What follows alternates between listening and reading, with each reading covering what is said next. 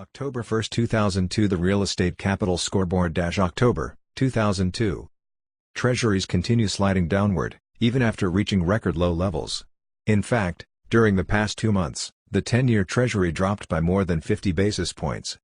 The Fed kept rates unchanged in September, helping to push rates to a 41-year low for the third time during the past quarter. Refinancing is picking up momentum for fixed-rate debt as the gap narrows versus floating-rate debt. The sweet spot in the debt marketplace appears to be for 5- and 7-year maturities.